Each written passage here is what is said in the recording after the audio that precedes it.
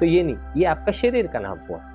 वैसे बेसिकली आप शरीर छोड़ के एक आत्मा हो, ये किसी को मालूम नहीं है। तो इसका जो ज्ञान है, माना इसका जो स्टडी है, ये पूरा ब्रह्मा कुमारीज़ में सिखाया जाता है। तो इसके बाद और बहुत सारी चीज़ें ऐसी हैं जो कि मुझे यहाँ ब्रह्मा कुमारीज़ में जुड़ने के बाद पता लगी कि क्या-क्या ऐसी-ऐसी चीज़ें हैं जो सिखाई जाती है। मेडिटेशन हो या जो सुबह मॉर्निंग की जो मुरली होती है, माना एक भगवान का एक संदेशा आता है, वो संदेशा में जो कुछ सीखने वाली चीज़ें होती हैं, वो बहुत सारी चीज़ें ऐसी सीखने वाली होती है। जो कुछ माना मन में डाउट्स होते हैं, वो अगर सच्चे दिल से अगर आपने भगवान के सामने पेश किया, तो वो भी कवर अप हो जाता है, माना उसका आंसर मिल जाता है।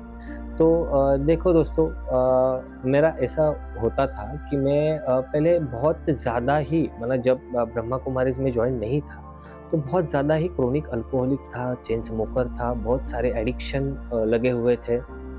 तो बिकॉज़ ऑफ दोस्तों के साथ उनके साथ जाने का, उनके साथ घूमने या फिरने की, और बाद में बहुत सारी पबिंग्स वगैरह, ऐसे बहुत सारी चीज़ें, बहुत सारे लोगों का एडिक्शंस और लड़कियों का एडिक्शन, बहुत सारा ऐसा ऐसा मिक्सअप हो गया था।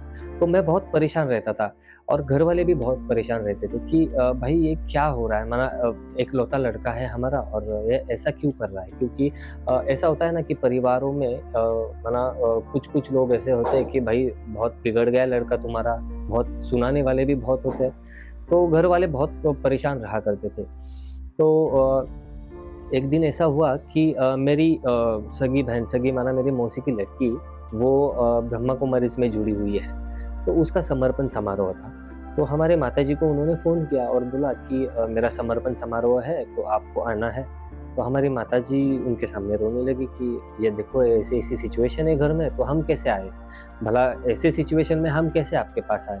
तो मुझे तो मुश्किल लग रहा है। तो दीदी बोली कि एक काम करो, उसको आप लेके आओ, उधर के वाइब्रेशंस ऐसे हैं ना कि वो पूरा का पूरा चेंज हो जाएगा। ये मैं गारंटी देती हूँ, उसको चेंज करना है तो आपको उसको उधर लाना ही पड़ेगा।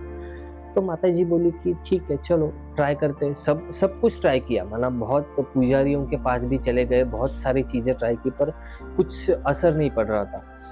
तो माताजी बोली ठीक है चलो जाते हैं। तो निकाले, टिकट्स निकाले और हम यहाँ आ गए। शांतिवन का जो माउंट आबू में शांतिवन है, शांतिवन का जो परिसर है, उधर हमारा सबका अकोमोडेशन था। तो हम आ गए अकोमोडेशन लेने, अकोमोडेशन ले लिया और बाद में हमें दीदी ने बुलाया कि दीदी बोली कि आपको बड़ी दीदी से मिलवाना है, इसके लिए बुलाया। तो बाद में दीदी ने बड़ी दीदी की जो ब्राह्मणी होती है, उनसे बातचीत की कि भाई मेरा भाई ऐसा-ऐसा है, उसको एडिक्शन है, थोड़ा आप दृष्टि उसको देना और थोड़ा माना ज़्यादा उसको वाइब्रेशंस अच्छे वाले देना।